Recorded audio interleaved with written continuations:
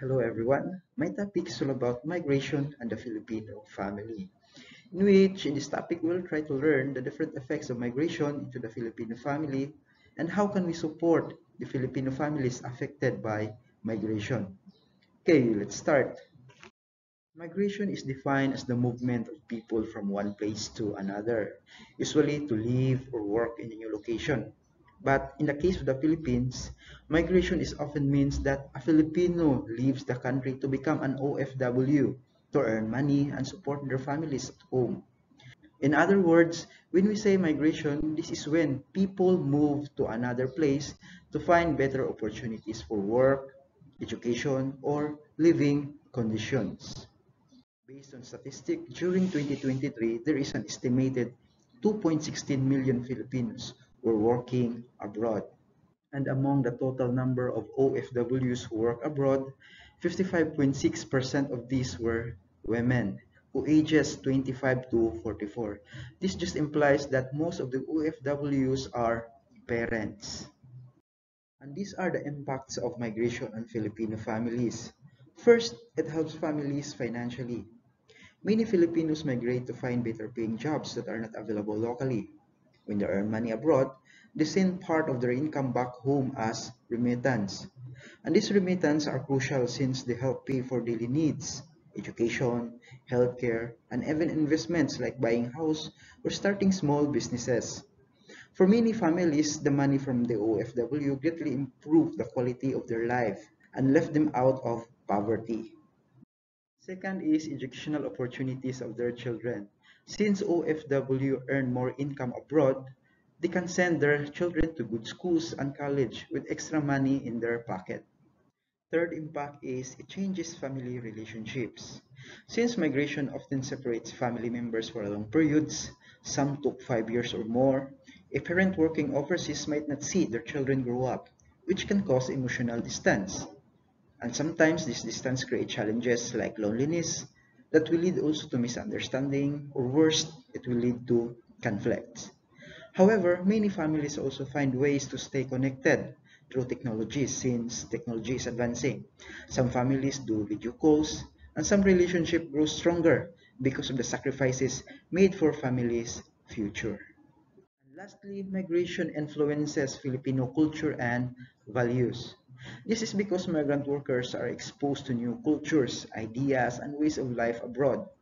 When they return home or communicate with their families, they often bring back these influences. This can lead to changes in how families think about work, gender roles, tradition, or education. For example, is the idea about independence, gender equality, or different religious practices can blend with Filipino values. Over time, migration contributes to a more globalized Filipino culture. And these are the economic impacts of migration on families. Some of the Filipinos working abroad tend to have higher income. That's why they could invest their money or put it in the bank.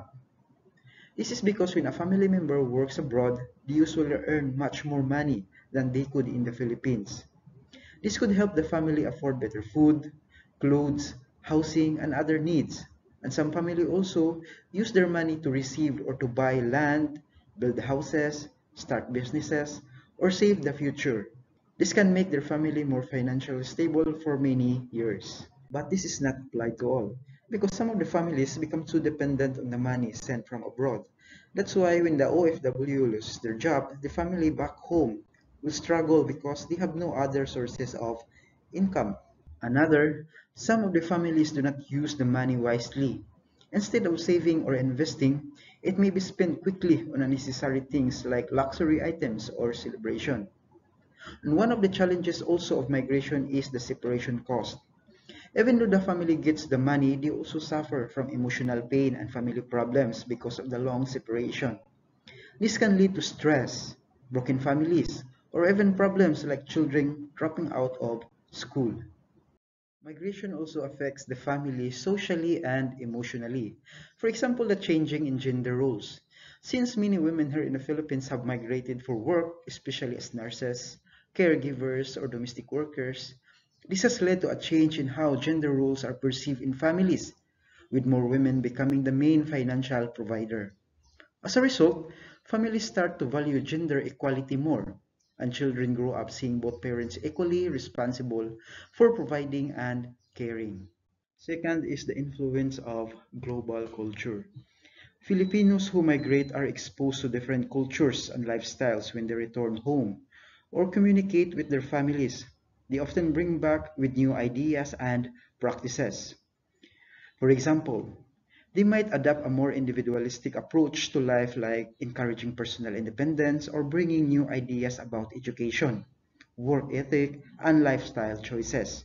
This could change the family's decisions that are made, like allowing their children to choose what their own career path or encourages open communication about their personal goals.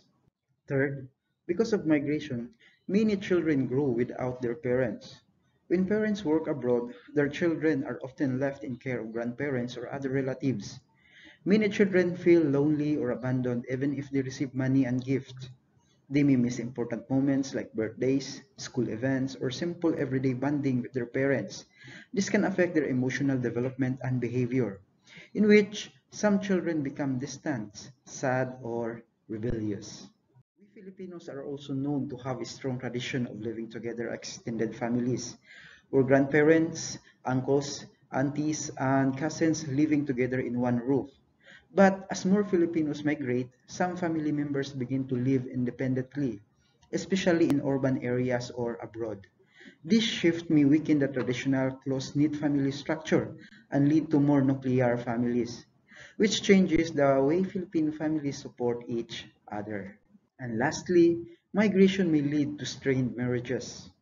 Long distance marriages are very difficult since husband and wives may feel lonely, jealous, or stressed because they are apart for months or even years. Communication becomes harder and misunderstanding can happen easily. In some cases, this can lead to broken trust, arguments, or even separation. Even when couples stay strong, being far away puts a heavy emotional burden on both partners. And how can we support families affected by migration? First, by providing support program. Because families, especially children who left behind by migrant workers, often face emotional challenges like loneliness, anxiety, and stress. Counseling program can provide emotional support to help them cope with the absence of their parents. Additionally, providing family therapy and parenting support programs can help migrant parents communicate better with their children and deal with emotional separation. Local communities can play also an important role by organizing activities such as community organization, mentoring, and local support network. These activities can reduce isolation, strengthen community bonds, and provide families with the help of the need of the absence of their parents.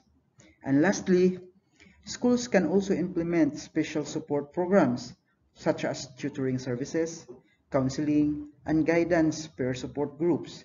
These programs can help ensure children can connect with other children with the same condition. Through migration, many Filipino families are able to improve their lives, earning more, investing in education, and building more secure future.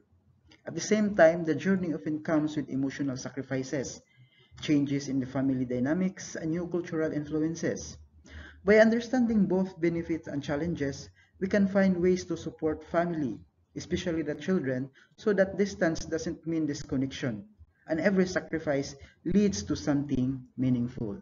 Okay, that's all with my report. Thank you and good day.